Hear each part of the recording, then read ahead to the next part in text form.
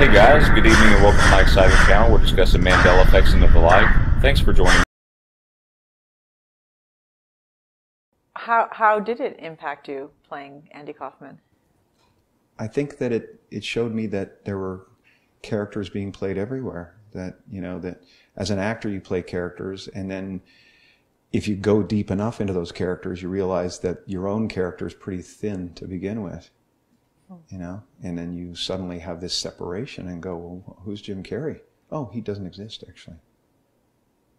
There's just a relative manifestation of consciousness appearing, and then somebody gave him a bunch of ideas. They gave him a name and a religion and a nationality, and he clustered those together into something that's supposed to be a personality. And it doesn't actually exist. And none of that stuff, if you drill down, is real. Is it fair to say that it pushed you into some kind of existential crisis? Fugue state. Well, I mean, yeah, it's kind of what you're saying. saying. It wasn't a crisis, it's an existential experiment, but that's been my life, you know. I believe that I got famous so that I could let go of fame, you know, and it's still happening, but not with me. What do you mean by that? What does that mean? I'm not a part of it anymore. There's no now me you're not involved. a part of.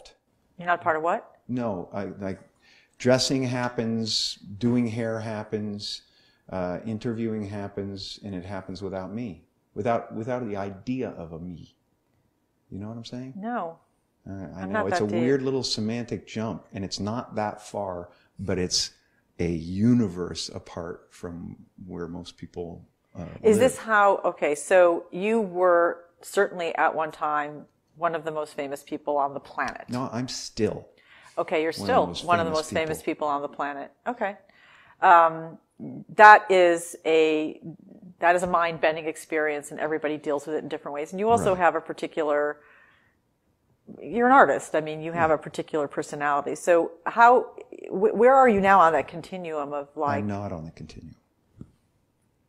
There's no me. There's just what's happening. And it's not personal.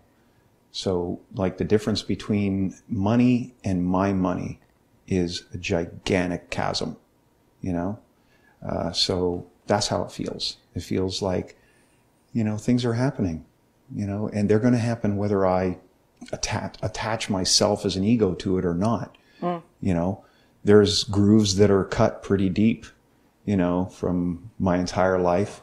There's still an energy that wants to be admired and wants to be clever, and there's still an energy that wants to free people from concern, and now it goes further. I want to, you know, kind of relate what this is to people so that maybe they can also kind of glimpse the abyss of.